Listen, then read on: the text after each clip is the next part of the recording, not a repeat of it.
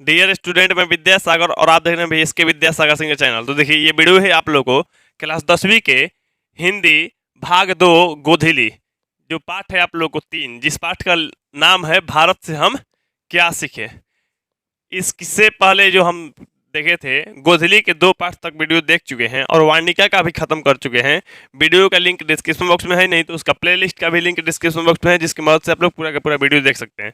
चलिए, अब इस पाठ के जो लेखक हैं मैक्स मूलर, यानी भारत से हम क्या सीखें जो पाठ है, ये है एक प्रकार का भाषण जिनके लेखक हैं मैक्स मूलर। मैक्स मूलर अपने भाषण में ये सारा चीज़ इस पाठ में जो भी दिया है वो बताते हैं। मैंने भारत के एक गुणगान की तरह, मतलब भारत के अंदर क्या है, भारत क्या है, भारत को देखना है तो कहाँ से अगर देखना है तो अच्छा दिखेगा। भारत किसके लिए जाने माने जाता है, क्या प्रसिद्ध है, हर चीज जानेंगे। अब यहाँ पे देखेंगे मैक्स मूलर, विश्वविख्यात विद्वान फ्रेडरिक मैक्स मूलर का जन्म आधुनिक जर्मनी के डेसाउ नामक नगर में 6 दिसंबर 1823 ईस्वी में हुआ था। जब मैक्स मूलर 4 वर्ष के हुए, उनके पिता विल्हेल्म मूलर नहीं रहे, माने उनके पिताजी का मृत्यु हो गई। पिता के निधन के बाद उनके परिवार की आर्थिक स्थिति बहुत ही दयनीय हो गई। पिता की जब मृत्यु हुआ तो आर्थिक स्थिति, जो घर का खर्च बर्च पैसा जो भी होता है, ये सब की आर्थिक स्थिति क्या होगी, दयनीय हो गई। फिर भी मैक्स मूलर की शिक्षा दीक्षा बाधित नहीं हुई, शिक्षा दीक्षा चलते रहा। बचपन में ही वे संगीत के अतिरिक्त ग्रीक और लैटिन भाषा में निपुण हो गए थे तथा लैटिन में कविताएं भी लिखने लगे थे। 18 वर्ष की उम्र में लिपजिंग विश्वविद्यालय में इन्होंने संस्कृत का अध्ययन आरंभ कर दिया। अब आप लोग सोच सकते हैं कि संस्कृत जो है, एक संस्कृत का जन्म कहा है भारतवर्ष में हुआ है, भारत देश में हुआ है, और ये जो है इनका जन्म जर्मनी के हुआ था। जर्मनी में तो जर्मनी के थे, जर्मनी के लोग अगर संस्कृत पढ़ रहा है तो भारत के बारे में काफ़ी जानकारी रखेगा और भारत को काफ़ी मानेगा। ये संस्कृत में भी मैंने पढ़ना चाहे अध्ययन करना आरंभ कर दिए। इन्होंने हितोपदेश का जर्मन भाषा में अनुवाद प्रकाशित करवाया। इसी समय इन्होंने कठ और केन आदि उपनिषदों का जर्मन भाषा में अनुवाद किया तथा मेघदूत का जर्मन पद्यानुवाद भी किया। अब यहाँ पे ये चीज आप लोग को प्रश्न पूछता है, कई बार पूछा भी है, पूछ भी देगा आप लोगों को। तो कठ और केन आदि उपनिषदों का जर्मन भाषा में अनुवाद किसने करवाया, तो ये हो जाएगा मैक्स मूलर। तो यही है मैक्स मूलर जो कि आप लोग देख रहे हैं, यह है विद्वान फ्रेडरिक मैक्स मूलर। दोनों चित्र मैक्स मूलर का ही है। चलिए आगे देखते हैं इनके बारे में। मैक्स मूलर उन थोड़े से पाश्चात्य विद्वानों में अग्रणी माने जाते हैं जिन्होंने वैदिक तत्व ज्ञान को मानव सभ्यता का मूल स्रोत माना। स्वामी विवेकानंद ने इन्हें वेदांतियों का वेदांती कहा। अब इस बात को याद रखिएगा, वेदांतियों का वेदांती किसे कहा जाता है, लोग इस तरह से पूछते हैं, लेकिन ऐसे दे आप लोगों को प्रश्न तो ठीक है, नहीं तो इस तरह से जरूर देगा कि स्वामी विवेकानंद ने वेदांतियों का वेदांती किसे कहा है। तो वेदांतियों के वेदांती कहा गया है मैक्स मूलर को। मैक्स मूलर को ये प्रश्न देता है, याद रखिएगा। उनका भारत के प्रति अनुराग जग जाहिर है। भारत के प्रति अनुराग, लगाव, प्रेम, ये जग जाहिर है, मैं दुनिया जानता है। इन्होंने भारतवासियों के पूर्वजों की चिंतन राशि को यथार्थ रूप में लोगों के सामने प्रकट किया। इनके प्रकांड पंडित्य से प्रभावित होकर सामग्री विक्टोरिया ने 1868 में इन्हें अपने ऑसबोर्न पर प्रसाद में ऋग्वेद तथा संस्कृत के साथ यूरोपियन भाषाओं की तुलना आदि विषयों पर व्याख्यान देने के लिए आमंत्रित किया था। उस भाषण को सुनकर विक्टोरिया इतनी प्रभावित हुई कि इन्हें नाइट की उपाधि प्रदान कर दी। नाइट की उपाधि हम लोग के गांधी जी को भी मिला था, और नाइट की उपाधि फ्रेडरिक मैक्स मूलर को भी मिला था। लेकिन नाइट की उपाधि मिलने के कारण इनका क्या है, तो नाइट का उपाधि जब मिला तो इनका नाइट के उपाधि मिलने के कारण जो है विक्टोरिया जो है भाषण सुन रही थी, तो ये इनके भाषण से प्रभावित होके, चाहे इनका भाषण सुन के अच्छा लगा जो भी, तब इनको नाइट की उपाधि प्रदान की। किंतु इन्हें यह पदवी अत्यंत तुच्छ लगी। तुच्छ में छोटा सा पद लगा, ये कोई पद नहीं है नाइट की पद, और इन्होंने उसे अस्वीकार कर दिया। मान लो कोई किसी को भेंट दे, पद दे, चाहे कोई उपाधि दे, तो ये अस्वीकार कर दे तो नहीं नहीं हमको नहीं चाहिए। भारत भक्त, भारत भक्त माने भारत के फैन है ये। संस्कृतानुरागी एवं वेदों के प्रति अगाध आस्था रखने वाले फ्रेडरिक मैक्स मुलर का 28 अक्टूबर सन 1900 में निधन हो गया। ये निधन हुआ 28 अक्टूबर 1900 में निधन हो गया। चलिए अब यहाँ पे कुछ और बातें हैं जो जान लेते हैं। प्रस्तुत आलेख वस्तुतः भारतीय सिविल सेवा हेतु चयनित युवा अंग्रेज अधिकारियों के आगमन के अवसर पर संबोधित भाषणों की श्रृंखला की एक कड़ी है। अब यहाँ पे हम देख रहे हैं कि ये जो प्रस्तुत आलेख है, यहाँ पे लिखा गया है जो भाषण है, तो ये भारतीय सिविल सेवा में चयनित हो के अंग्रेजी, नया नया अंग्रेजी, इससे भारत में अंग्रेज लोग राज करता था, तो अंग्रेज लोग राज करता था, जो लोग चयनित हुआ था, चुना गया था, तो भारत में जाएगा, आज जाके जो भी संभालेगा, कार्यभार संभालेगा, करेगा वहाँ पे, तो उन लोगों के सामने ये भाषण बोला जा रहा था, भाषण किया जा रहा था। ये मैक्स मुलर कर रहे थे। कौन? तो अंग्रेज अधिकारी जो मैंने इंग्लैंड से यहाँ भारत में आने वाले थे, उनके लिए भाषण कर रहे थे मैक्स मुलर, और संबोधित कर रहे हैं, मैंने जो भारत के आगमन के अवसर पर संबोधित भाषणों की श्रृंखला की एक कड़ी है, वही एक श्रृंखला की यहाँ पे कड़ी है, बात किया गया।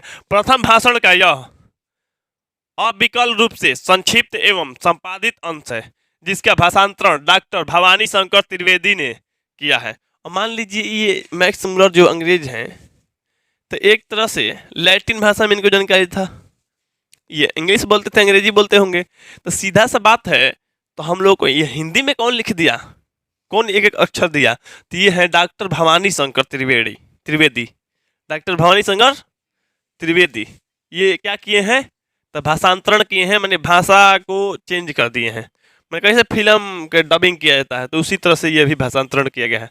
भाषण में मैक्स मुलर ने भारत के प्राचीनता और विलक्षणता का प्रतिपादन करते हुए नवागंतुक अधिकारियों को यह बताया कि विश्व की सभ्यता भारत से बहुत कुछ सीखती और ग्रहण करती आई है। मैंने भारत एक ऐसा देश है जो पूरा विश्व जो है भारत से सीखता आया है, और उसके जो भी मैंने भारत की कुछ सभ्यता संस्कृति है उससे सीखते आया है, ग्रहण करते आई है। उनके लिए भी यह एक सौभाग्यपूर्ण अवसर है। वो भाषण दे रहे थे तो बता रहे थे, तो जाओ तुम लोग भारत जा रहे हो ना, तो तुम्हारे लिए भी एक सौभाग्यपूर्ण अवसर है कि तुमको भारत में जाने के लिए मौका मिल रहा है, कि वे इस विलक्षण देश और उसकी सभ्यता संस्कृति से बहुत कुछ सीख जान सकते हैं। यह भाषण आज भी उतना ही प्रासंगिक है, बल्कि स्वदेशी अभिमान के विलोपन के इस दौर में इस भाषण की विशेष सार्थकता है। नई पीढ़ी अपने देश तथा इसकी प्राचीन सभ्यता संस्कृति, ज्ञान साधना, प्राकृतिक वैभव आदि के महत्ता का प्रमाणिक ज्ञान प्रस्तुत भाषण से प्राप्त कर सकेगी। मैंने जो भी नई पीढ़ी है, भाषण के मदद से थोड़ा बहुत जानकारी भारत के बारे में जानकारी प्राप्त कर सकेगी, सुनेगी, जानेगी, सीखेगी, उसको ग्रहण करेगी। भारत से जो भी शिक्षा संस्कृति या जो भी संस्कार है यहाँ से कहीं उचित नहीं है।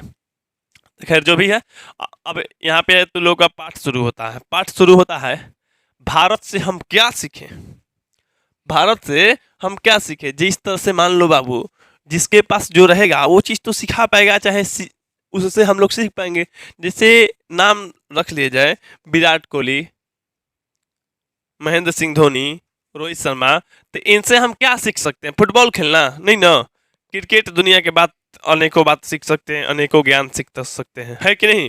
तो उसी तरह से भारत के पास जो है, जैसा है उसी के जैसा हम सीखेंगे। तो यहाँ कहने का मतलब भारत से हम क्या सीखें, क्या सीखे एक प्रकार का क्या है, ये भाषण है। अब तुम लोग को भाषण पता चल गया कि जो युवा अंग्रेज चयनित हुआ है भारत आने के लिए इंग्लैंड से, उन लोगों को भाषण में बताया जाए कि जाओ तुम लोग भारत में ऐसे ऐसे चीज़ देखोगे, इस तरह से सीखोगे, जानोगे, और तुम लोग जाने का मौका मिला है। माने बहुत ही तुम लोग कहो कि एक तरह सा भाग्यशाली हो, भाग्यवान हो, तब तुम लोग को यहाँ पे जाने का मौका मिल रहा है, कुछ सीखने का मौका मिल रहा है। सर्वविध संपदा और प्राकृतिक सौंदर्य से परिपूर्ण कौन सा देश है?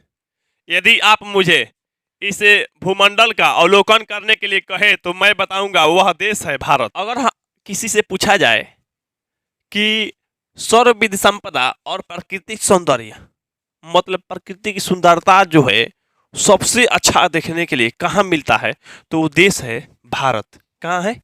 भारत। ये कौन बात बोल रहे हैं?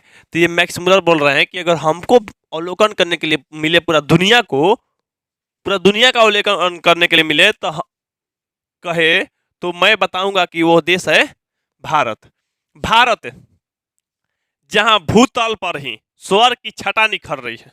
भूतल माने जमीन पर ही स्वर्ग की छटा निखर रही है, माने स्वर्ग है एक तरह से पृथ्वी पर ही।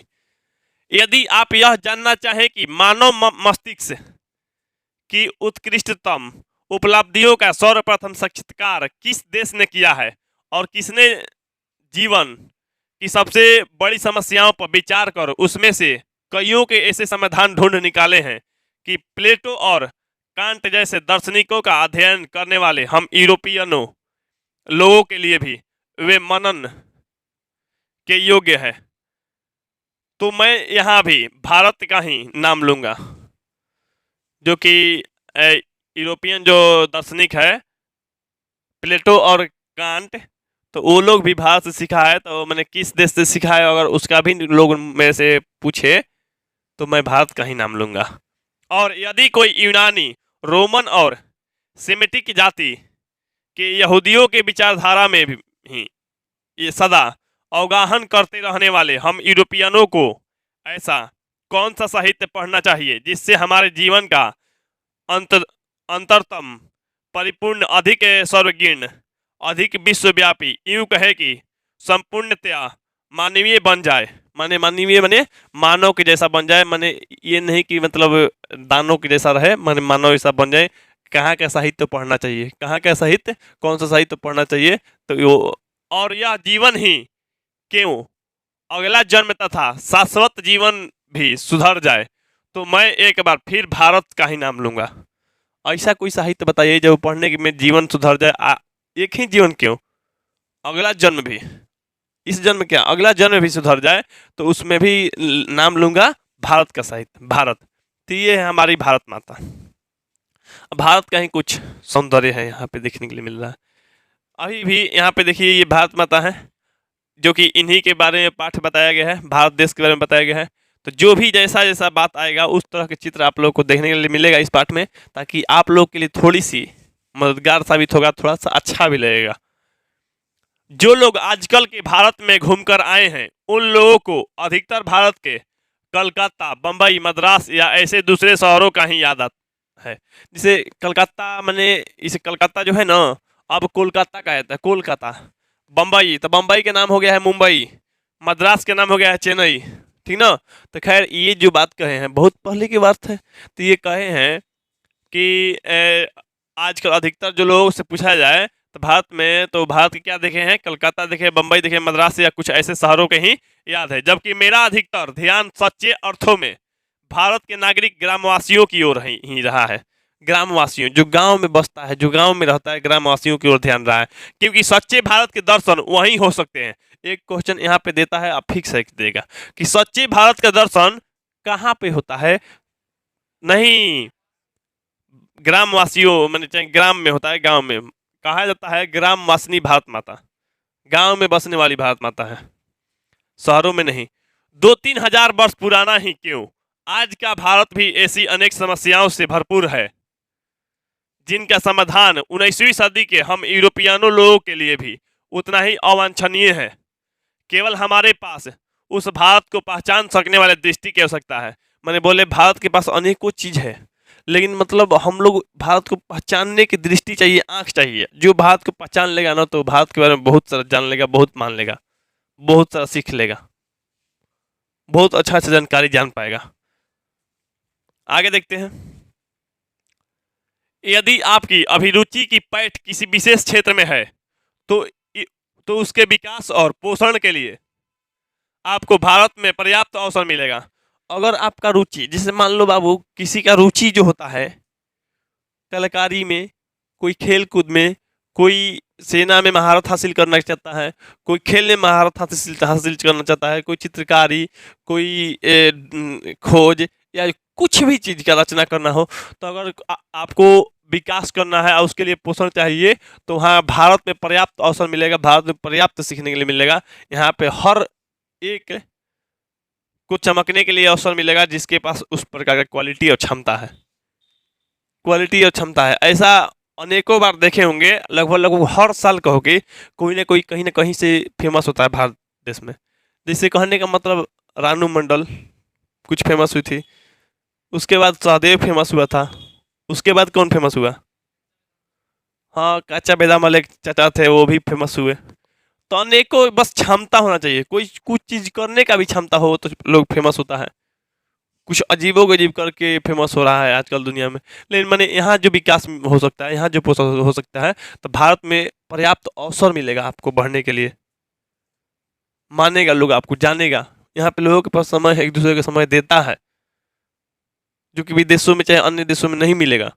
तुम क्या कर रहे हो क्या नहीं तुमसे मतलब ही नहीं रखेगा, लेकिन यहाँ पे लोग जानेगा आपके बारे में।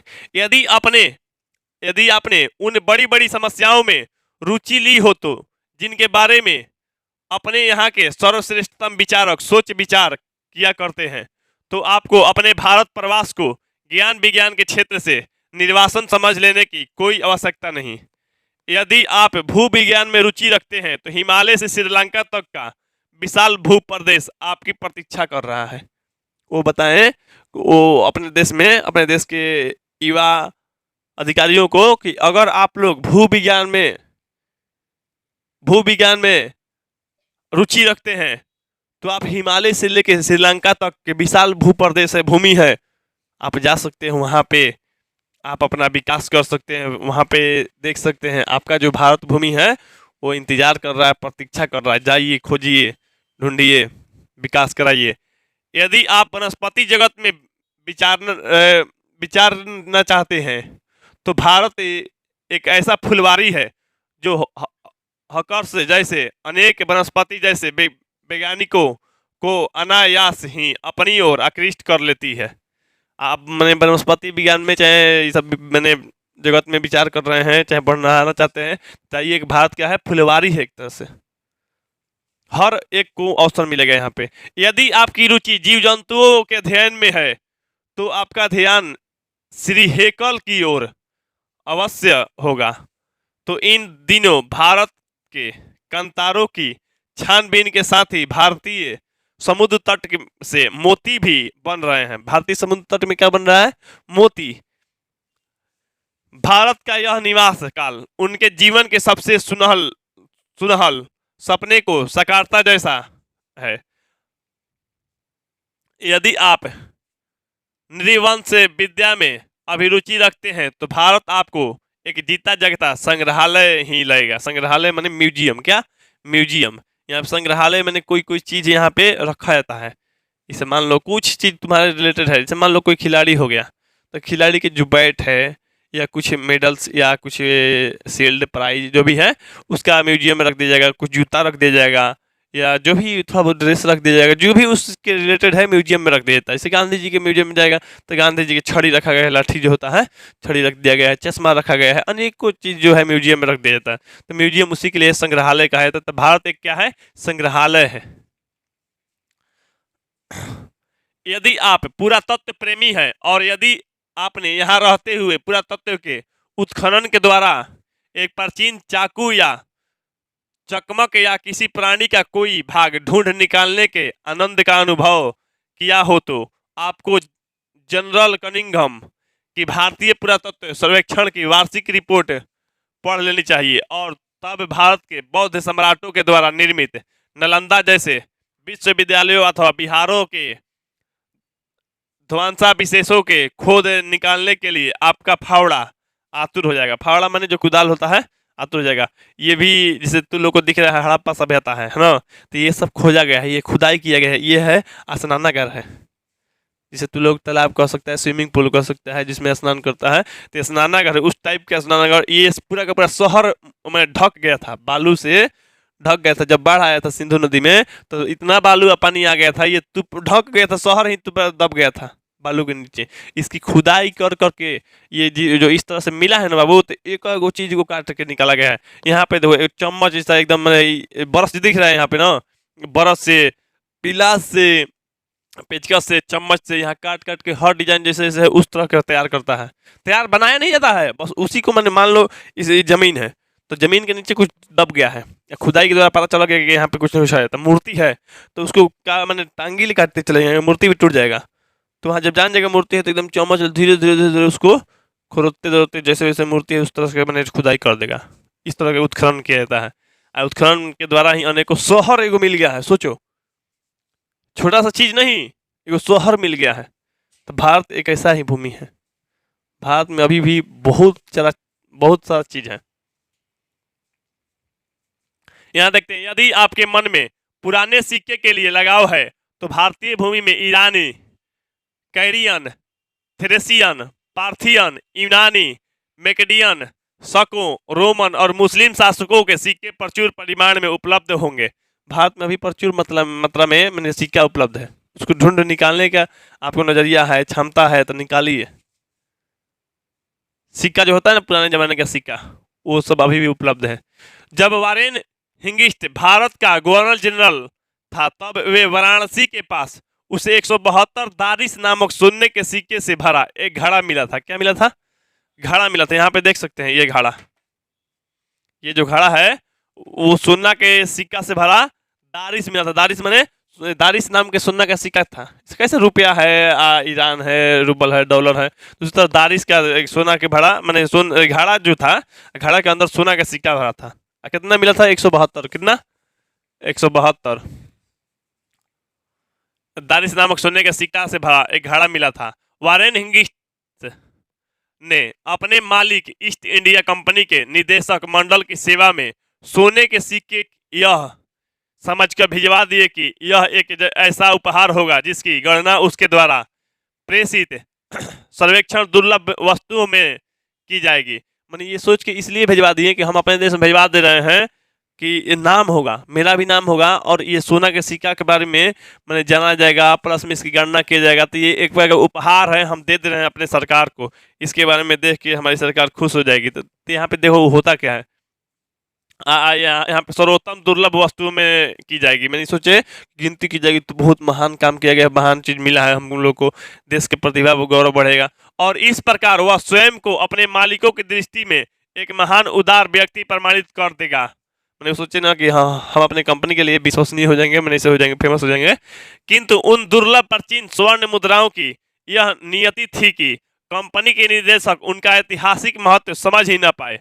ऐतिहासिक महत्व तो नहीं समझे, किस राजा का था, क्या था, किस के जुड़ा था, वो महत्व समझेगा, महत्व का वैल्यू है। तो महत्व मैंने समझ ही नहीं पाए और उन्होंने उन मुद्राओं को गला डाला, गला दिया, खत्म कर दिया, इतिहास सोना बना दिया केवल।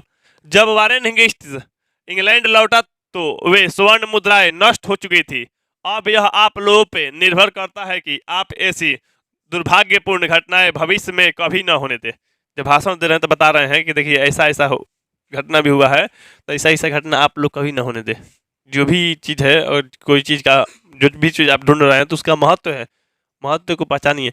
यही सब इंग्लैंड क्या किया है, बहुत सारा चीज़ यहाँ से ले गया है, अपना म्यूजियम में रखा है, लाखों करोड़ों रुपए कमा रहा है, लोग जाता है देखने के लिए वहाँ पे। हम लोग के देश में नहीं, हम लोग का चीज़ बहुत सारा चीज़ ले गया है, अपने म्यूजियम में रखा है। तो यहाँ पे देखते हैं हम लोग दैवत विज्ञान पे भारत के प्राचीन वैदिक दैवत विज्ञान के कारण जो नया प्रकाश पड़ा है, उसके फल स्वरूप संपूर्ण दैवत विज्ञान को नया स्वरूप प्राप्त हो गया है। किंतु बावजूद इसके सच्चे दैवत विज्ञान की एक आधारशिला रखी जा चुकी है। इसी विज्ञान की व्यापक रूपरेखाएं अभी निर्मित होनी है और यह कार्य जितने सही ढंग से भारत में हो सकता है अन्यत्र कहीं नहीं। दैवत विज्ञान के देवी देवताओं के बारे में जो भारत में हो सकता है वो कहीं नहीं हो सकता है। सही बात है, जितना भारत में माना जा सकता है, भारत में जो फेमस हो सकता है कहीं नहीं हो सकता है। गौतम बुद्ध दूसरे देशों में नहीं होते, सही बात था। अब हम तो नहीं जानते उनके जमाने के समय का, लेकिन फिर भी भारत जो है बहुत अनेकों लोग को फेमस कराया है। यहाँ से अनेकों ऐसे लोग गए हैं जो कि धर्म के निर्माण किए, देवी देवता की तरह पूजे जाते हैं। भारत में रहने वाले, भारत की प्राचीन कहानी, संस्कृति, सभ्यता, बहुत सारा चीज है। भले आजकल लोग कहता है कि भारत एक पिछड़ा देश है, पिछड़ा है, लेकिन ये बात जान लो बाबू, जब कोई देश के निर्माण नहीं हुआ था ना, कोई देश था या नहीं पता नहीं है, हम लोग के यहाँ सभ्यता जिंदा था, सिंधु घाटी सभ्यता। हम लोग के यहाँ शहर था, जो कोई देश भी नहीं निर्माण हुआ था, पता नहीं आदमी था कि नहीं था दुनिया में, पृथ्वी पे उतना था कि नहीं, लेकिन सिंधु घाटी सभ्यता में आदमी था, शहर एगो डूब गया। सोचो उस समय व्यापार में भी भारत नंबर 1 था, भारत नंबर 1 था।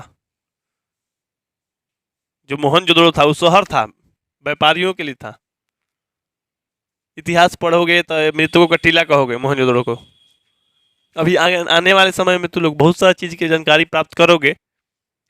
तो देखो, जो दैवत विज्ञान का आधारशिला रखी जा चुकी है, तो इस विज्ञान की व्यापक रूपरेखा जो है अभी निर्मित होनी है, अभी और भी निर्माण होना है। और यह कार्य जितने सही ढंग से भारत में होगा, अन्यथा कहीं नहीं होगा। नीति कथाओं के अध्ययन क्षेत्र में भी भारत के कारण नवजीवन का संचार हो चुका है, क्योंकि भारत के कारण ही समय समय पे नानाविध साधनों और मार्गों के द्वारा अनेक नीति कथाएं पूर्व से पश्चिम की ओर आती रही है। पूर्व से पश्चिम की ओर, हम लोग पूर्व की तरफ है, वो लोग जो है यूरोपियन कंट्री, वो लोग पश्चिम की तरफ है, तो पूरब से पश्चिम की तरफ कथा आता है। यहाँ पे भारत में अनेकों कथाएं हैं, तू लोग भी अपना दादा दादी मम्मी पापा लोग से सुना होगा कथा। तो इसलिए पूरब से कथा जो है पश्चिम की तरफ गया है, बहुत अनेकों तौर पे। अभी यूट्यूब पे देखो, जो क्वालिटी भारत के लोगों में है वो विदेशियों में कहाँ है।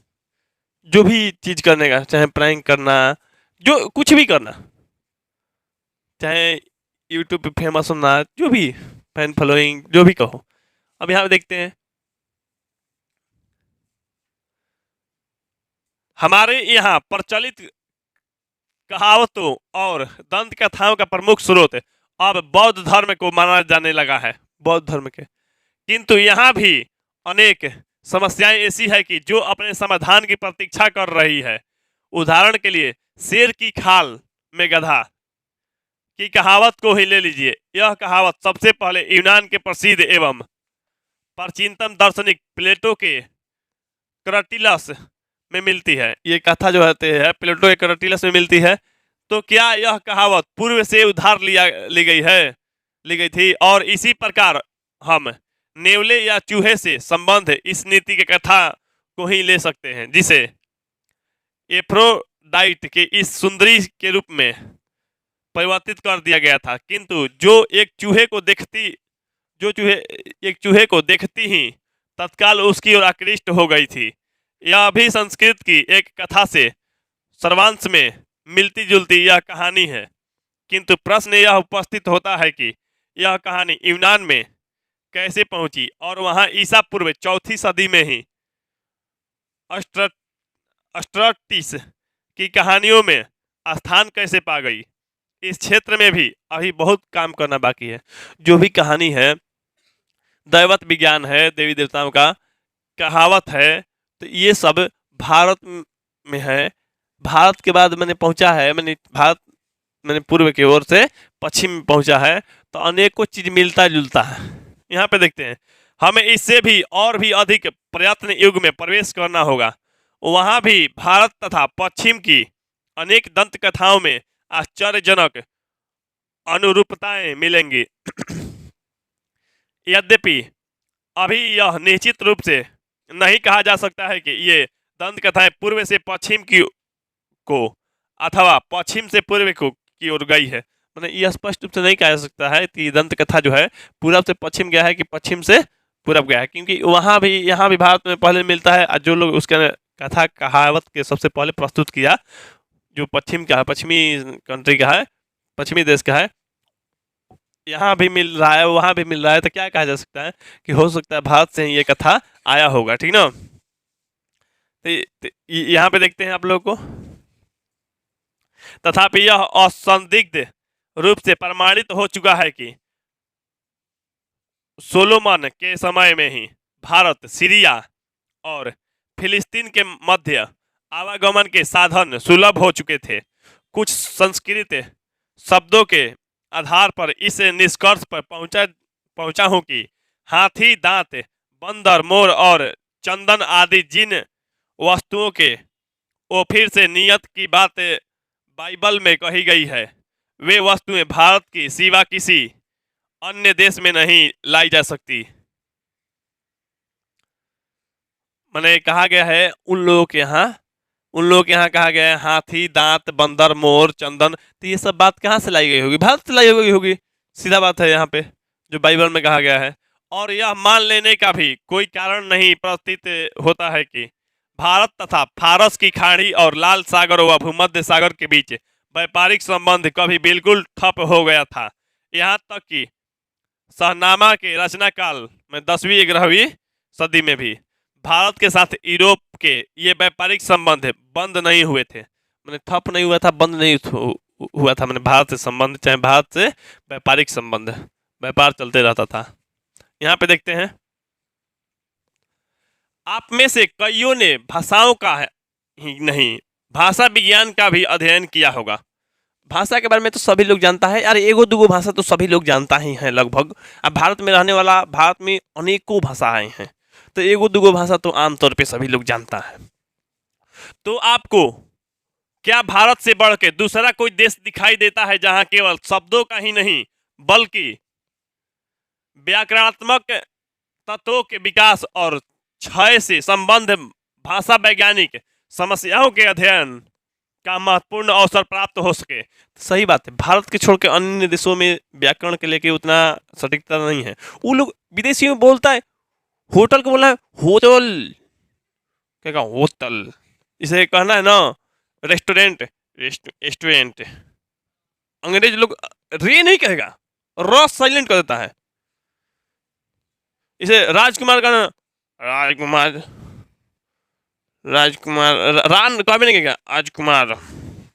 वो लोग राग कभी नहीं करेगा क्योंकि साइलेंट। उन लोग को व्याकरण उतना स्पष्ट रूप से सिखाया ही नहीं जाता है विदेशियों को।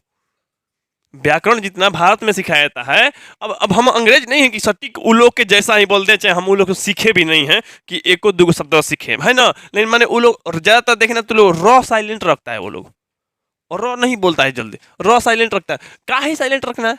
हिंदी व्याकरण में सब साइलेंट रहेगा तो बोलेगा कैसे? हम लोग स्पष्ट रूप से बोलते हैं, कोई भी शब्द स्पष्ट रूप से बोलते हैं, जो अंग्रेज नहीं बोल पाता है, क्योंकि हम लोग व्याकरण पे थोड़ा अधिक ध्यान देते हैं। व्याकरण हम लोग के यहाँ पढ़ाई जाती है, सिखाई जाती है।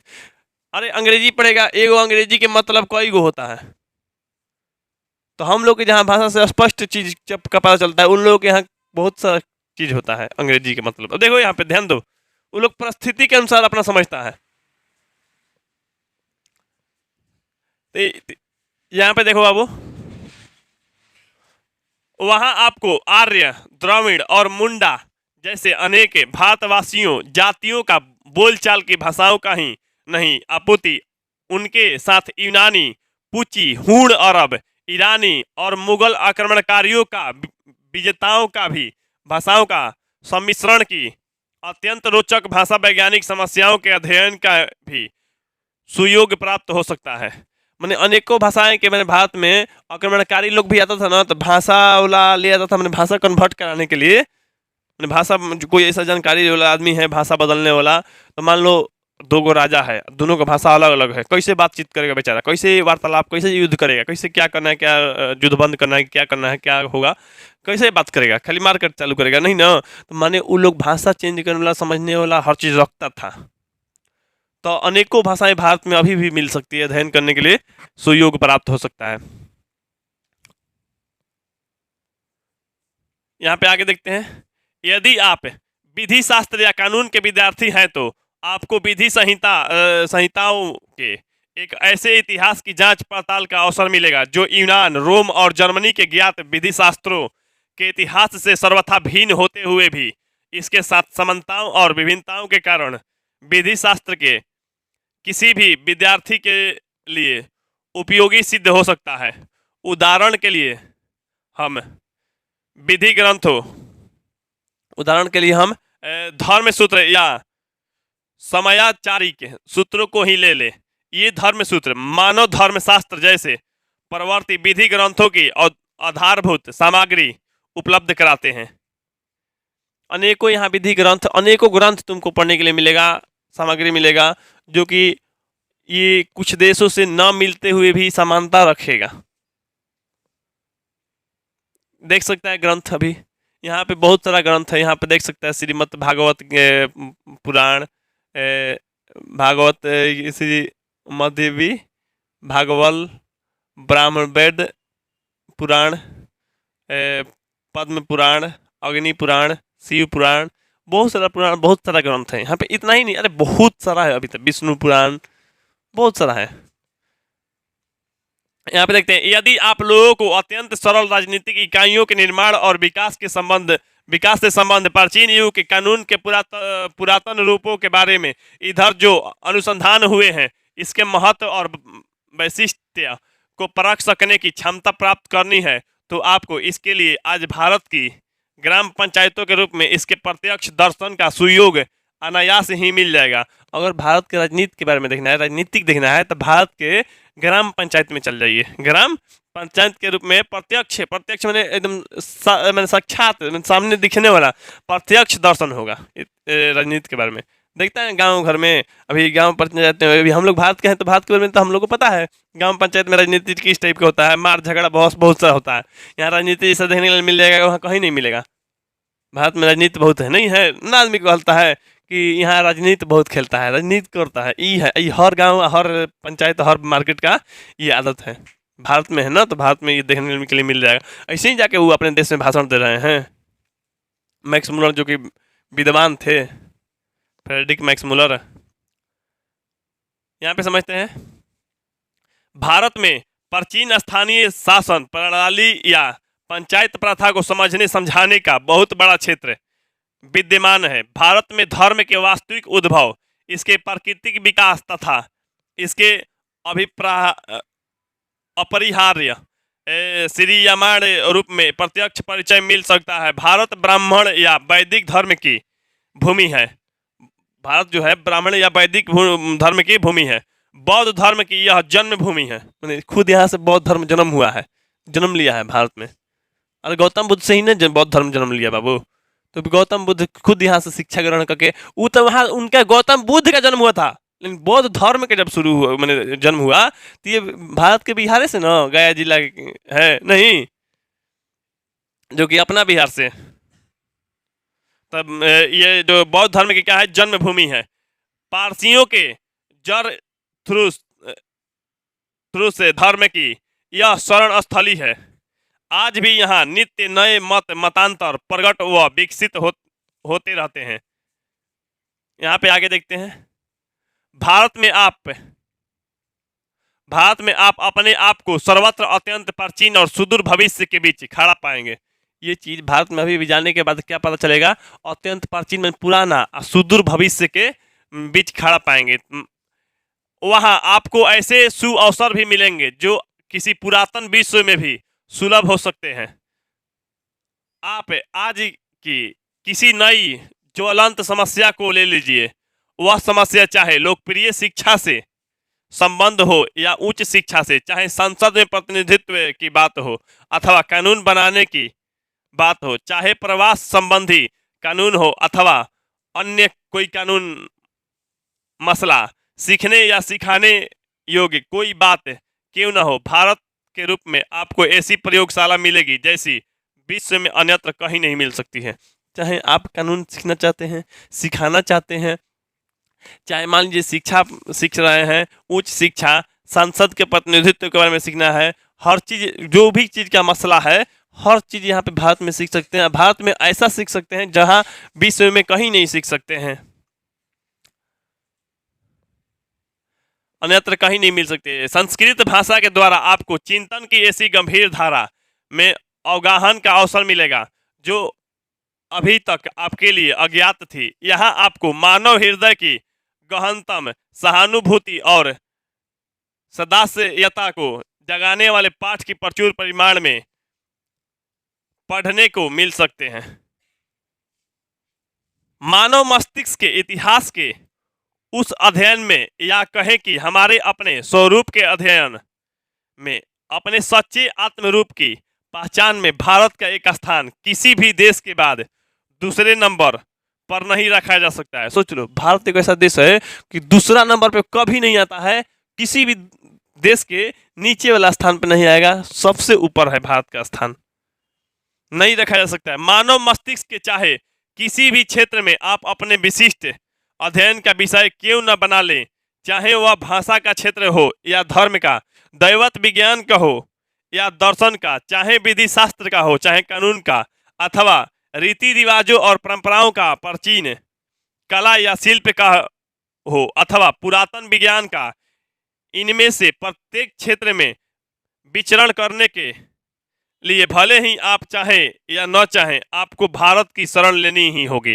माने इतना चीज में आपको अगर जानना है तो आपको भारत में ही शरण लेना होगा, भारत में ही मिलेगा आप लोगों को पढ़ने के, दैवत विज्ञान या भाषा के बारे में, धर्म के बारे में, या दर्शन शास्त्र के बारे में, विधि शास्त्र के बारे में, या कानून के बारे में, या रीति रिवाज सीखना है, हर चीज तो भारत में मिलेगा। भारत के महिलाओं से सीखने के लिए और मिलेगा, हम कह रहे हैं, क्योंकि भारत के जो महिलाओं का रीति रिवाज है बहुत अच्छा है, बहुत अच्छा है। हो सकता है आने वाले कुछ समय में बिगड़ रहा है, बिगड़ने के कगार पे हो गया है, वो अब देर नहीं लगेगा, रीति रिवाज काम खत्म है, अभी कुछ समय तक महिला का नाम ले रहे हैं, हो सकता है 5 वर्ष के बाद हम वीडियो बनाए तब ये भी नाम लेना बंद करने लगे, क्योंकि महिला का भी नाम लेंगे तो हमको भी बेकार लगेगा, कुछ सभी लोगों को लगेगा, तो नहीं, ऐसा कुछ बात नहीं है अब के भारतीय महिलाओं में। लेकिन अभी तक है तो अभी तक हम नाम ले रहे हैं, लेकिन जो एक गलत रास्ता जो होता है, गलत रास्ता पकड़ लिया है लोग, भारत का भी लोग धीरे धीरे लुप्त प्राय होने वाला है, हो रहा है। यहाँ पे देखिए, तो रीति रिवाज व परंपराओं का, प्राचीन या कला शिल्प का हो, अथवा पुरातन विज्ञान का, इनमें से प्रत्येक क्षेत्र में विचरण करने के लिए भले ही आप चाहें या न चाहें, आपको भारत में ही शरण लेना होगा। जानना है तो आपको हर चीज सीखना है, देखना है, जानना है, परखना है, तो भारत में ही शरण लेना होगा, क्योंकि मानव इतिहास से संबंध अत्यंत बहुमूल्य और अत्यंत उपादेय प्रमाणिक सामग्री का एक बहुत बड़ा भाग भारत और केवल भारत में ही संचित है, भारत और केवल भारत में ही संचित है। यहाँ पे आप देखते हैं, यदि आप भारत के इतिहास के यदि एक अध्ययन का ही एक सम्यक अध्ययन, व्याख्या, विवेचन कर ले तो आप पाएंगे कि हमारे स्कूलों और कॉलेजों में पढ़ाए जाने वाले इतिहासों के सब अध्याय मिलकर एक क्षण के लिए भी उसकी बराबरी नहीं कर सकते। सही बता रहे हैं, ये अपने देश में, मैंने इंग्लैंड में बता रहे हैं, भाषण दे रहे हैं, तो देखिए हमारे जो विद्यालय में शिक्षा पाठ पढ़ाया जाता है कॉलेज स्कूलों में, तो एक क्षण के लिए भी भारत की बराबरी नहीं कर सकता है। भारत एक ऐसा देश है, आप लोग जाइए वहाँ, सीखिए, रहिए, जानिए। मैं अभी आज के भारतीय साहित्य की चर्चा करना नहीं चाहूँगा, मैंने आज के नहीं भारतीय साहित्य की चर्चा करना चाहूँगा।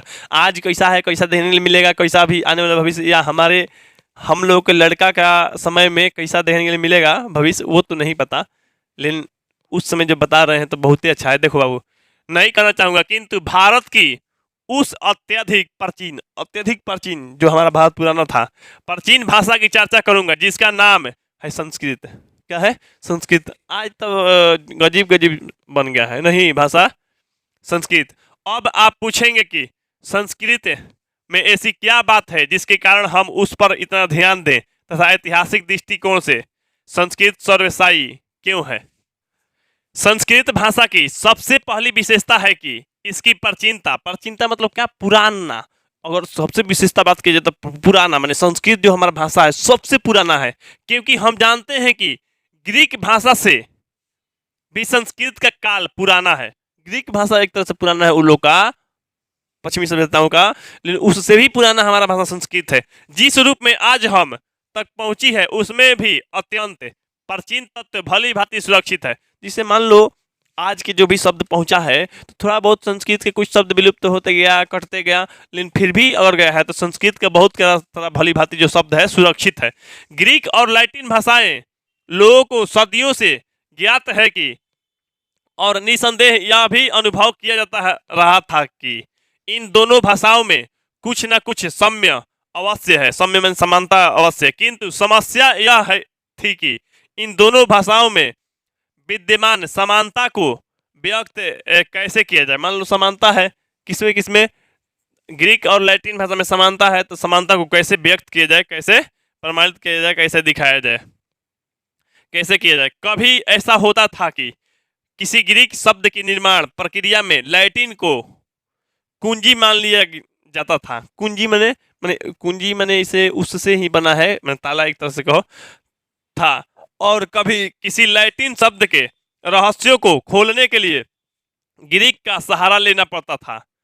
लैटिन शब्द के खोलने के लिए क्या ग्रीक का सहारा लेना पड़ता था। ग्रीक में थोड़ा सा मैंने अधिक या मैंने ज़्यादा विशेषता दे रहा था। उसके बाद जब गॉथिक और एंग्लो सैक्सन जैसी ट्यूटानिक भाषाओं, पुरानी केल्टिक तथा अस्लाव भाषाओं का भी अध्ययन किया जाने लगा, तो इन भाषाओं में किसी न किसी प्रकार के पारिवारिक संबंध स्वीकार करना ही पड़ा। किंतु इस इन भाषाओं में इतनी अधिक समानता कैसे आ गई। अब सही बात है, कोई भाषा में अगर समानता अगर मिल रहा है तो इतनी समानता कैसे आ गई, और समानताओं के साथ इतना अधिक अंतर भी इनमें कैसे पड़ गया। मैं समानता भी अंतर भी पड़ गया कैसे, यह रहस्य बना ही रहा। और इसी कारण ऐसे अनेक अहेतु के वाद उठ खड़े हुए जो भाषा विज्ञान के मूल सिद्धांतों का सर्वथा विपरीत है। किंतु जीव ही इन भाषाओं के बीच में संस्कृत आ बैठी कि तत्काल लोगों को यह सही प्रकाश और गर्मी का एहसास होने लगा, और इसी से भाषाओं का पारस्परिक संबंध भी स्पष्ट हो गया। जब संस्कृत के बारे में सुना और देखा कि सबसे समानता मिल रहा है, बराबर मैंने समानता मैंने अधिक जो भी शब्द है ज़्यादातर इस भाषा से उस भाषा में अधिक समानता है, समानता मिल रहा है। जब संस्कृत के बारे में पता चला तो सबका जो है सबका संस्कृत के साथ एक तरह से जुड़ने लगा, तब इन लोग को सही प्रकाश और गर्मी मिला। इन लोग को एहसास हुआ कि नहीं, इस भाषा से मिला है चाहे जुड़ा है। निश्चित ही संस्कृत इन सब भाषाओं की अग्रजा है। अग्रजा मैंने जन्म देने वाला, जन्म मैंने दिया। संस्कृत भाषा से ही लोग जन्मा, मैंने लोग नहीं, मैंने वो भाषा सब जन्मा है। उससे हमें ऐसी बहुत सी बातें ज्ञात हो सकी कि उस परिवार की किसी अन्य भाषा में सर्वथा भुला दी गई। अब यहाँ पे देखो, जिसे परिवार में कैसे बूढ़े बुजुर्गों को लोग भुला दे रहा है, तो उसी संस्कृत भाषा है। संस्कृत से ही सभी लोग सभी भाषा जन्मा है, और वही भाषा नया नया भाषा जानने लगा, संस्कृत को भुला दिया गया। यहाँ पे देखा जयतु संस्कृत जयतु भारतम, संस्कृत दिवस्यस।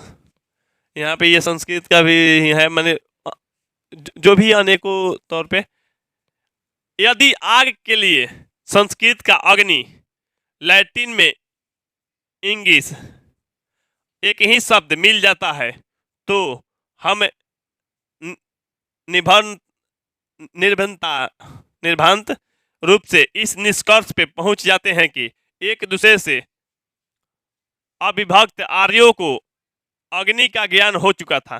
जैसे आर्य लोग था तो अग्नि का क्या हो चुका था, लोग ज्ञान हो चुका था, अग्नि का ज्ञान हो चुका था। साथ ही लिथुआनियन, उंगिनस और स्कोटिक भाषा में एंग्ले शब्द यह दर्शाते हैं कि अस्लाव या ट्यूटानिक भाषाएं भी इस शब्द को परिचित थी। भले ही वहाँ कालांतर में अग्नि के लिए दूसरे शब्द भी क्यों ना गढ़ लिए गए हैं। मैंने अग्नि के लिए, जैसे संस्कृत में अग्नि होता है, संस्कृत में अग्नि मैंने जैसे हिंदी में आग होता है, तो उसी तौर पे कहीं ना कहीं शब्दों पे मान लो, जिसे संस्कृत के लिए आग बोला जाता है तो कहीं बोला जा रहा है इंगिस है ना, कहीं पे बोला जा रहा है कहाँ पे है, हाँ उंगिनस। तो इस तरह का शब्द बोला जाता है तो अग्नि, उसी तरह से यहाँ पे बोला इंगिस। अब यहाँ पे इस तरह के शब्द जो समानता है, समानता देखने के लिए मिल रहा है।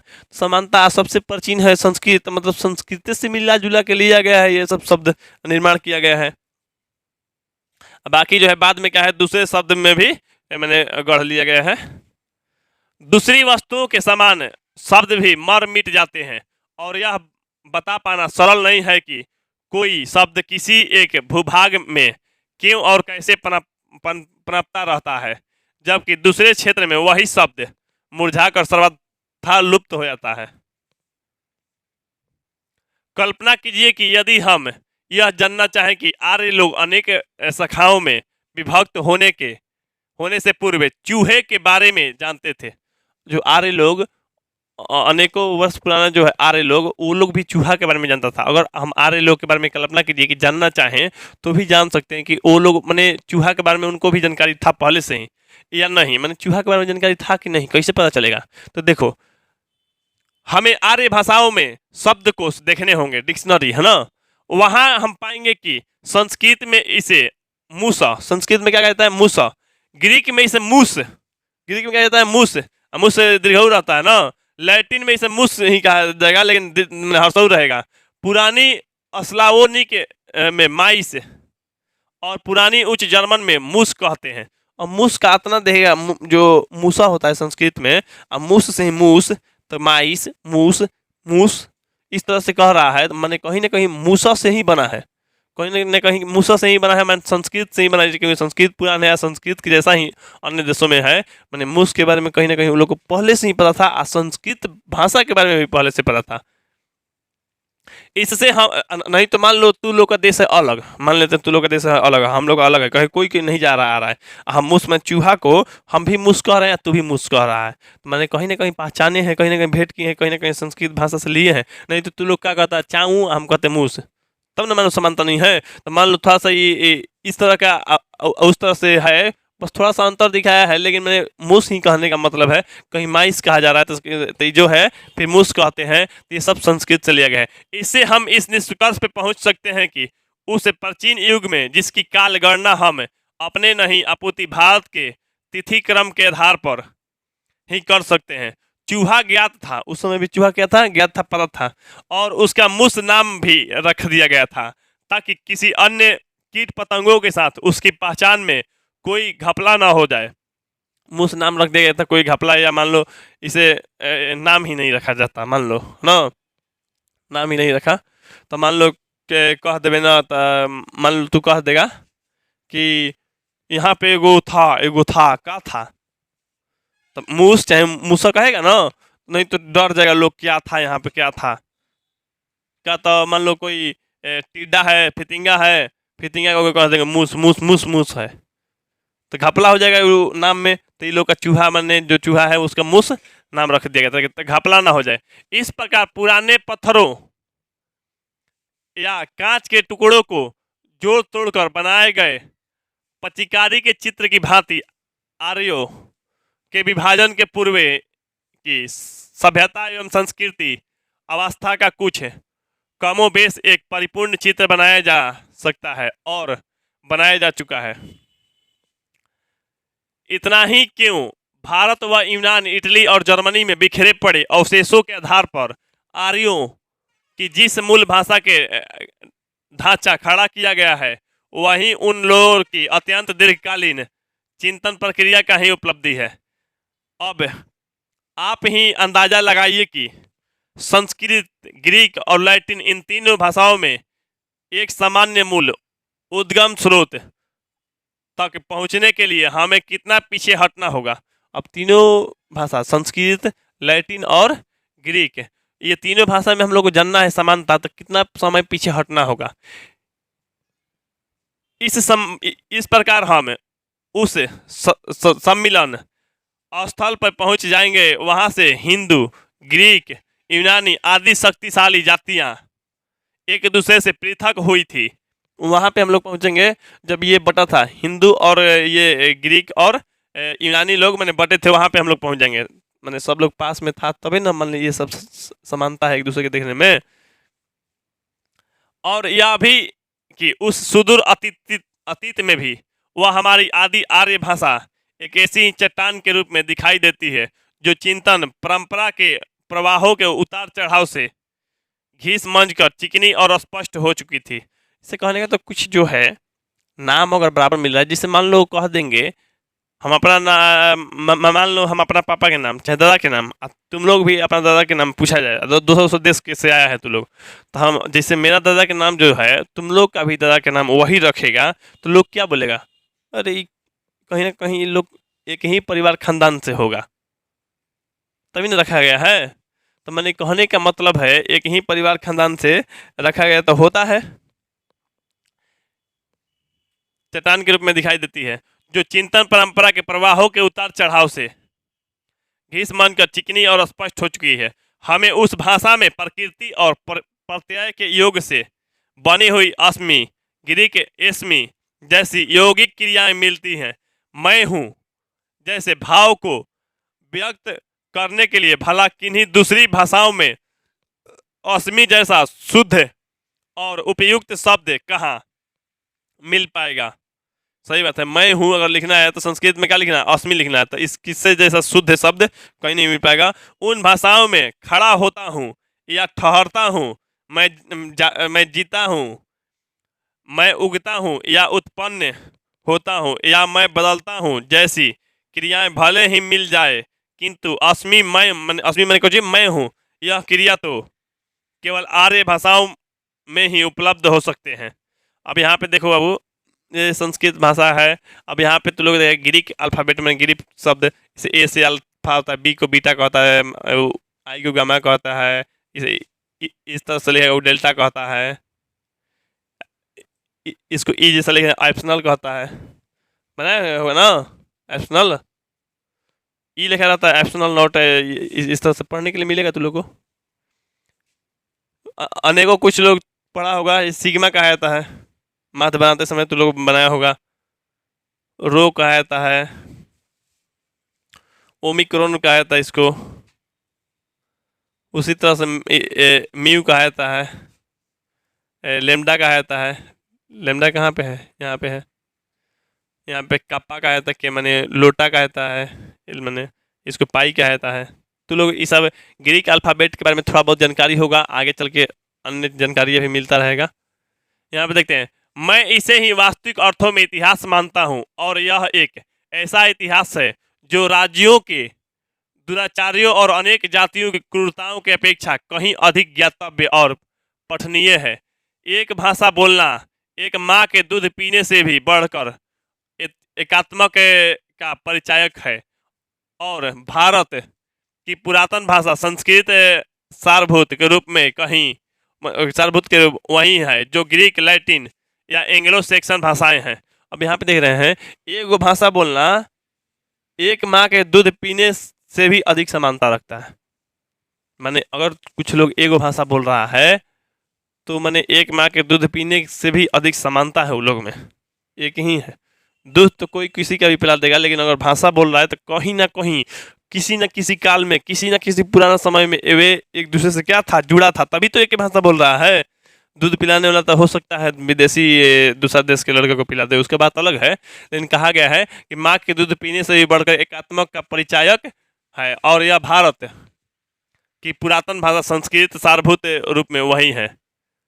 यहाँ पे देखते हैं, जो ग्रीक, लैटिन एवं एंग्लो सैक्सन भाषाएं हैं, यह एक ऐसा पाठ है जिसे हम भारतीय भाषा और साहित्य के अध्ययन के बिना कभी न पढ़ ना पाते, और भारत यदि हमें इस एक ही पाठ के सिवा और कुछ नहीं पढ़ा पाता तो हम इससे ही इतना कुछ सीख जाते हैं कि जितना दूसरी कोई भी भाषा सिखा ना पाती। ऐसे संस्कृत भाषा बहुत सारी चीज़ सिखाता है, लेकिन ये कह रहे हैं मैक्स मुलर कि अगर संस्कृत भाषा एक ही चीज़ सिखाता तो एक ही चीज़ सीखते, क्योंकि वो एक ही चीज़ इतना अच्छा से सिखाता कि दूसरा भाषा उतना भी नहीं सिखा पाएगा। यहाँ पे देखते हैं, अनेकों भाषाएं हैं तुम लोग को, अभी भारत में ही अनेकों भाषा बोला जाता है, तमिल, इंग्लिश, उर्दू, तेलुगु, कोंकणी, मराठी, कनिपुरी, कन्नड़ा, मैथिली, गुजराती, बोडो, कश्मीरी, मैथिली, संस्कृत, मलयालम, पंजाबी, नेपाली, बंगाली, उड़िया। ये है मेरा भारत, महान है, देख सकता है तो लोग। अनेकों यहाँ शिक्षा, संस्कृति, सभ्यता जुड़ा हुआ है, एक साथ जुड़ा रहता है। संस्कृत भाषा और उसका साहित्य, याद रहे कि यह साहित्य 3000 से भी अधिक लंबे काल तक फैला हुआ है, और यूनान व रोम संपूर्ण साहित्य से भी कहीं अधिक विशाल है। मुझे यह एक दिन की भी याद है जब इतनी गर्मी थी कि किसी काम में मन नहीं लग रहा था।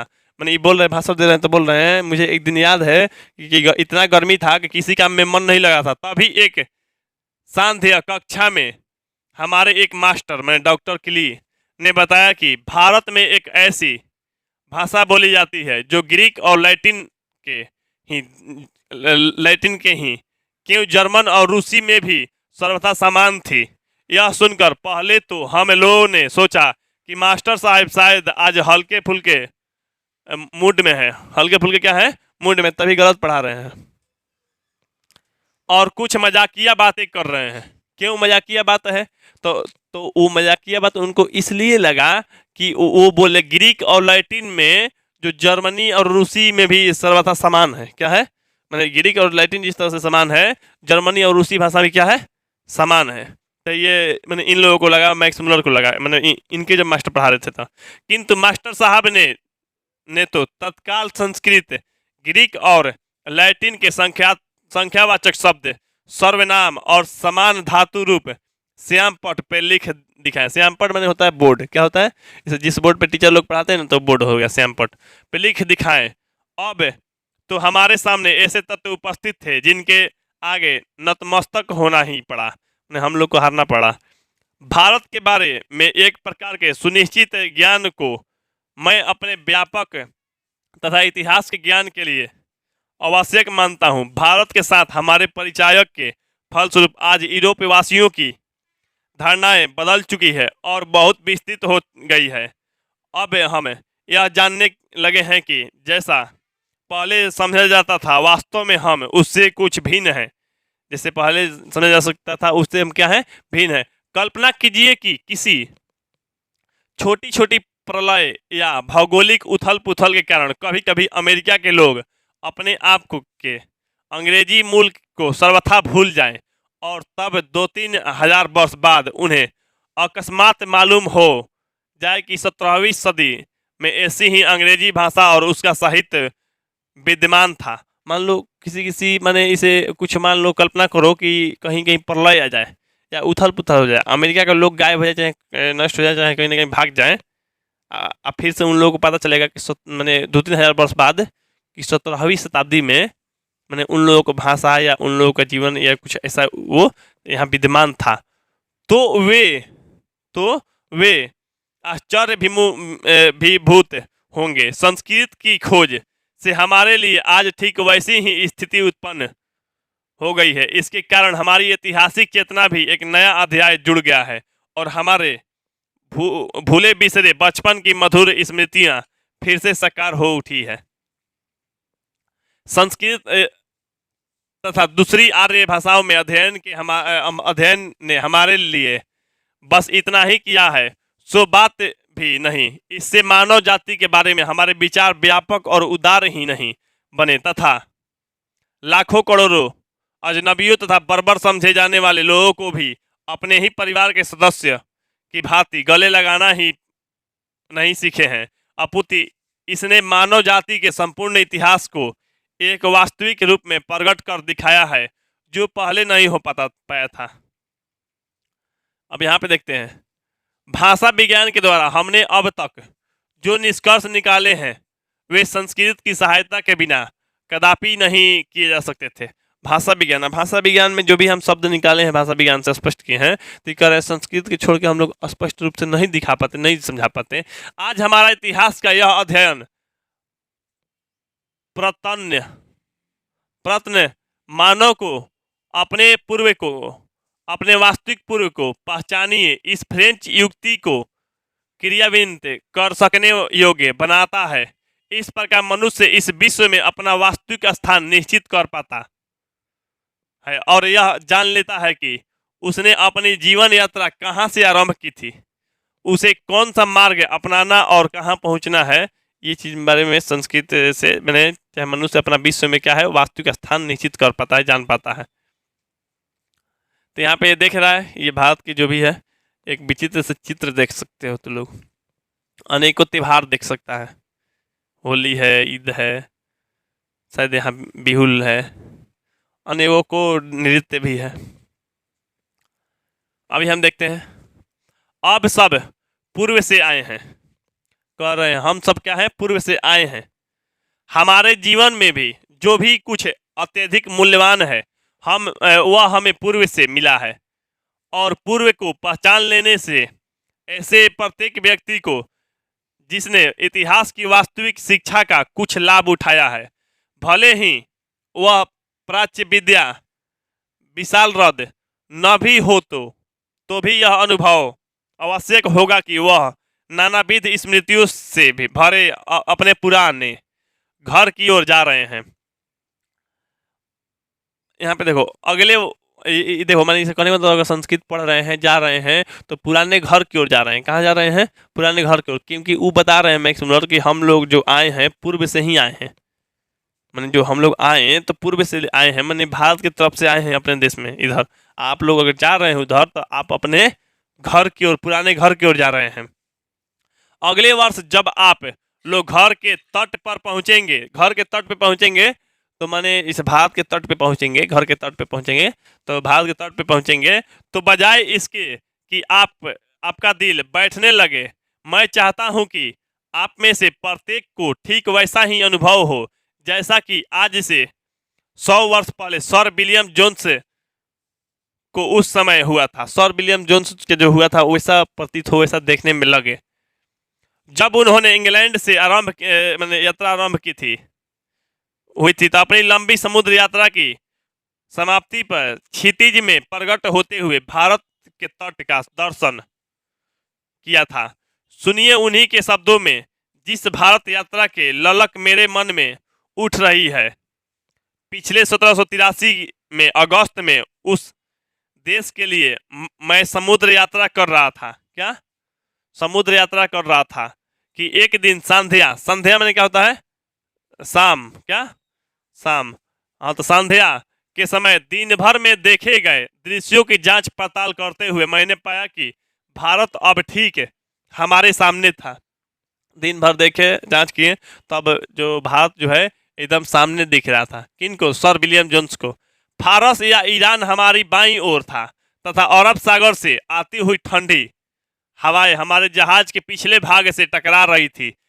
एशिया के सुविस्तीर्ण क्षेत्रों से चारों ओर से घिरी ऐसी श्रेष्ठ रंगभूमि के मध्य अपने आप को पाकर मुझे जिस आनंद का अनुभव हुआ वह वस्तुतः अनिवार्यनीय है। एशिया की यह भूमि नानाविध ज्ञान विज्ञान की धात्री, आनंददायक, ललित और उपयोगी कलाओं का भी जननी, एक से एक बढ़कर शानदार कार्यकलापों की दृश्य भूमि, मानव प्रतिभा के उत्पादन के लिए अत्यंत उर्वर क्षेत्र तथा धर्म, राज्य सरकारों, कानून या विधि संहिता, रीति रिवाज, परंपराओं, भाषा, लोगों के रंग रूप और आकार प्रकार आदि की दृष्टि से अपनी अत्यधिक विविधता के कारण सदा से सर्वत्र सम्मान की दृष्टि से देखी जाती है जा रही है। अब यहाँ पे देखते हैं, मैं यह कहे बिना नहीं रह सका कि कितना अधिक विशाल और महत्वपूर्ण क्षेत्र अभी तक अनदेखा ही रह गया है। मैंने भारत में नहीं लोग आया था, नहीं देखा था, नहीं घुमा था, तो देखे सर विलियम जोन्स, तो मैंने भारत में कहे कि इतना विशाल और इतना महत्वपूर्ण क्षेत्र अभी भी क्या है? अनदेखा है। और कितने बड़े व ठोस लाभ अभी तक प्राप्त नहीं किए जा सके हैं। उन लोग सोचे लाभ नहीं प्राप्त किए जा चुके हैं ये भारत भूमि को। अब यहाँ पे देखो, भारत को सर विलियम जोन्स जैसे अभी न जाने कितने स्वप्नदर्शियों की आवश्यकता है। जब अपने जहाज के डेक पर अकेले खड़े 37 वर्ष के सर विलियम जोन्स ने देखा था कि सूर्य उपरांत सागर में डूब रहा है, तो उनके पीछे इंग्लैंड के सुमधुर स्मृतियां तथा उनके सामने भारत की आशा जगमगा रही थी। अब यहाँ पे देखो, यही है सर विलियम जोन्स, ये है।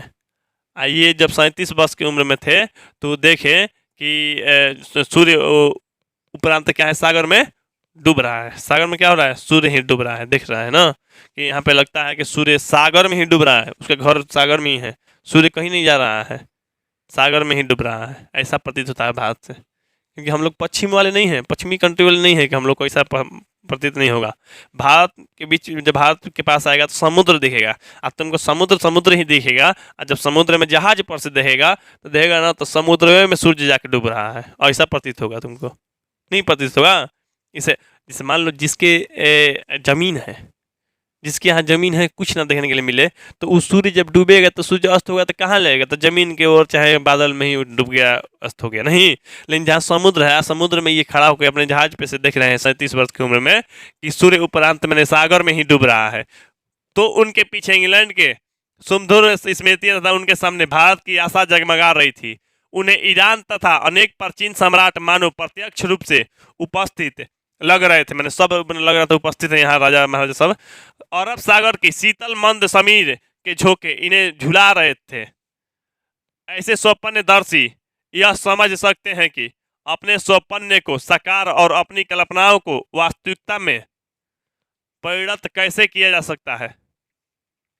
अब यहाँ पे देखो, और वे बात या स्थिति आज से 100 वर्ष पहले थी, 100 वर्ष पहले थी, आज भी वैसा ही है, या यूं कहे कि आज भी वैसी ही हो सकती है। यदि आप लोग चाहें तो भारत के बारे में वैसे ही सुनहरे सपने देख सकते हैं और भारत पहुंचने के बाद एक से बढ़कर एक शानदार काम भी कर सकते हैं। आप लोग विश्वास रखें कि यद्यपि सर विलियम जोन्स ने कलकत्ता पहुंचने के बाद अब तक प्राच्य देशों के इतिहास और साहित्य के क्षेत्रों में एक से बढ़कर एक शानदार बड़ी अनेक विजयें प्राप्त की हैं, तथापि किसी भी नए सिकंदर को यह सोचकर निराश नहीं हो जाना चाहिए कि गंगा और सिंध के पुराने मैदान में अब उसके लिए विजय करने के लिए कुछ भी शेष नहीं रहा।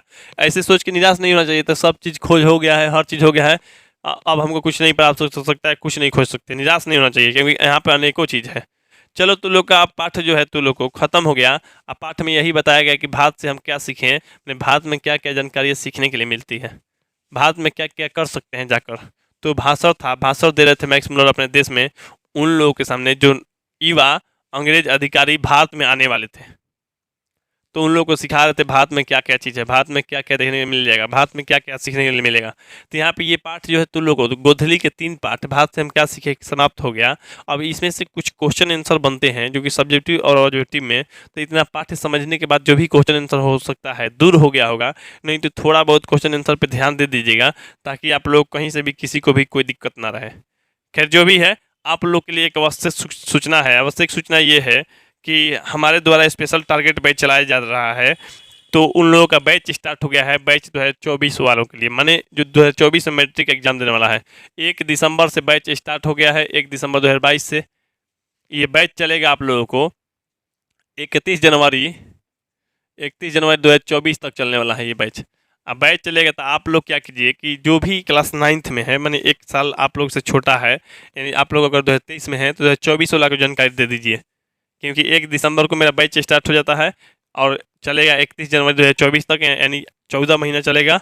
14 महीना चलेगा तो उसमें आप लोगों को मैथ पढ़ने के लिए 3 बार और बाकी सब्जेक्ट आप लोग को 2 बार मिल जाएगा। यहाँ पे कहीं से भी कोई दिक्कत नहीं होगा, ठीक। इसके लिए फ़ी आप लोग से लिया जा रहा है मात्र 300 रुपया, 14 महीना के लिए 300 रुपया, यानी 21 रुपये प्रति महीना लिया जा रहा है। सोच ले सकते हैं आप लोग, इतना कम फी में आपको पढ़ाया जा रहा है। 4 घंटा का डेली क्लास मिलेगा, 1 घंटा का टेस्ट मिल जाएगा और इसके साथ साथ एनिमेशन वीडियो भी मिल जाएगा, यानी कार्टून वाला वीडियो, और आप लोग के पढ़ने के लिए रूटीन और उस टाइप के होमवर्क आप लोग को मिलता रहेगा।